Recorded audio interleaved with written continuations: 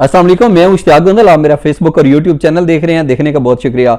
आपको मालूम है कि 25 अगस्त को इस्लामाबाद में पाकिस्तान तहरीक इंसाफ की तरफ से एक रैली निकाली गई।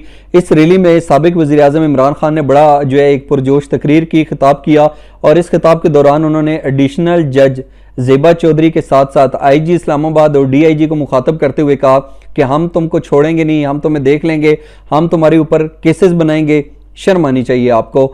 उन्होंने ये बयान इसलिए दिया, वो ये समझते थे कि जिस तरीके से शहबाज गिल को हिरासत में लिया गया और उसके बाद जिस तरीके से उनके ऊपर तशद्दुद किया गया, उनके दो तहफ़्फ़ुज़ात थे। एक तो वो समझते थे कि शहबाज गिल के ऊपर जिस तरीके से तशद्दुद किया गया है, इस तरीके से लगता है जैसे कि वो बहुत बड़ा गद्दार जो है वो पकड़ लिया गया हो। लेकिन दूसरी तरफ उनको इस चीज़ के ऊपर भी जो है अपने तहफ़्फ़ुज़ात थे कि माजी के अंदर मौलाना फजल रहमान, ख्वाजा आसिफ, मरियम नवाज, नवाज शरीफ और जो भी PDM की आला की आदत है, वो रियासती इदारों के खिलाफ उसने बड़े सख्त बयान दिए, लेकिन उनके खिलाफ कोई कार्रवाई नहीं हुई। और उनको लगता था कि शहबाज गिल के साथ जो कुछ हो रहा है वो बड़ा गलत है और जो जो ये कर रहे हैं हम उनके खिलाफ भरपूर एक्शन लेंगे। उनकी इस तकरीर और उनके इस खिताब के बाद जो साबिक वज़ीर आज़म इमरान खान, उनके ऊपर इंसदाद दहशत गर्दी का मुकदमा दर्ज किया गया। फिर वो इस्लामाबाद हाई कोर्ट चले गए। इस्लामाबाद हाई कोर्ट से उनको 25 अगस्त तक जो थी उनकी जमानत मंजूर होगी। अब कल 25 अगस्त है और एक बहुत बड़ी खबर ये सामने आई है कि कल वज़ीर आज़म जो साबिक हैं इमरान खान, वो खुद अदालत में पेश हो रहे हैं। और अब इसके बाद होगा क्या, ये सूरत हाल यहाँ पर है। आगे चलकर हम बात करेंगे कि क्या इंसदाद दहशत गर्दी का ये मुकदमा बनता था या नहीं बनता था। अब अगर बन गया, उसके ऊपर FIR होगी, उसके ऊपर जमानत भी मंजूर होगी, तो अब इसके बाद इमरान खान साहब के साथ क्या हो सकता है।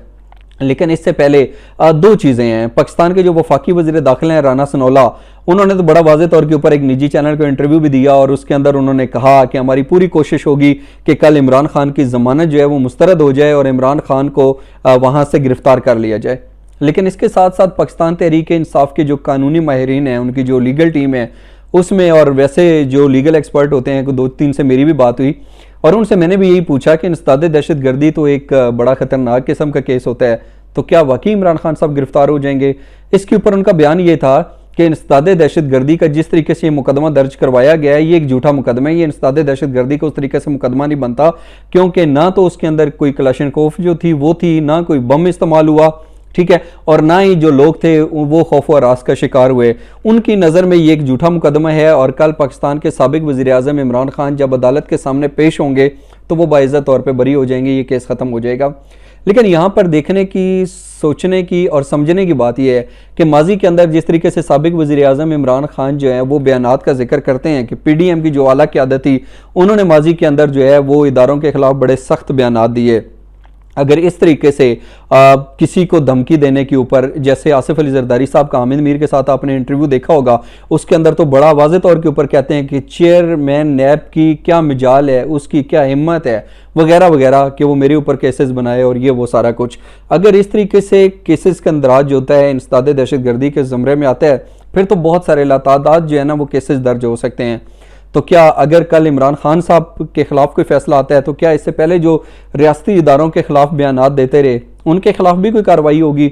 शायद ये थोड़ा सा मुश्किल लगता है और मेरा अपना ज़ाती ख्याल भी यही है कि कल इमरान खान साहब जब अदालत के अंदर पेश होंगे तो मुझे ये लगता है, मेरी ये सोच है कि इमरान खान साहब जो हैं आगे वो इस तरीके से केस उनके खिलाफ नहीं चलेगा, वो गिरफ्तार नहीं होंगे और कल हो सकता है कि इस हवाले से इमरान खान साहब को एक अच्छी खबर मिले। लेकिन बात यही है कि अगर इस तरीके से सियासत करनी है और इस तरीके से सियासत को इस्तेमाल करके अगर एक दूसरे के खिलाफ मुकदमात के अंदराज करवाना है, तो फिर अगर आज पाकिस्तान तहरीक इंसाफ के लोगों के ऊपर आप मुकदमात दर्ज करवाएंगे, कल वो लोग हुकूमत में आएंगे, फिर आपके ऊपर ये मुकदमात चलते रहेंगे, तो फिर, क्योंकि हमने माजी के अंदर देखा है कि जिसका बस चलता है, जिसका दिल चाहता है, उठाकर जो है वो बयानात देना शुरू कर देता है, डराना धमकाना शुरू कर देता है। ये सिलसिला बंद होना चाहिए। जब इदारे कमज़ोर होंगे तो ये पाकिस्तान के लिए अच्छा नहीं है। पाकिस्तान की जो खुशहाली है और पाकिस्तान का पुरअमन होना और पाकिस्तान का मुस्तहकम होना वो तब ही हो सकता है जब हमारे इदारे मजबूत होंगे।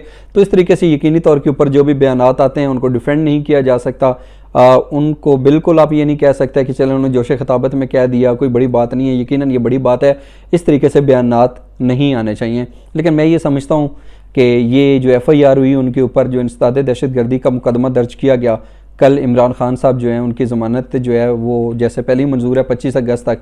कल मेरा ख्याल है कि उनके हक़ में कोई फ़ैसला आ जाएगा। लेकिन इमरान खान साहब ने बड़ा अच्छा फ़ैसला किया है, जो उन्होंने कहा है कि कल वो ख़ुद जो है अदालत के सामने पेश होंगे। यकीनी तौर के ऊपर जुडिशरी का एहतराम होना चाहिए, उनको पेश होना चाहिए और आगे जुडिशरी जो भी फैसला करेगी पाकिस्तान के आइन और कानून को मद्देनज़र रखते हुए करेगी। लेकिन मैं ये समझता हूँ कि कल का दिन इमरान खान साहब के लिए एक अच्छा दिन साबित होगा। आज का क्लिप देखने का बहुत शुक्रिया। जाने से पहले मेरे यूट्यूब चैनल को सब्सक्राइब जरूर कीजिएगा। अपना बहुत सा ख्याल रखिए। अल्लाह हाफ़िज़।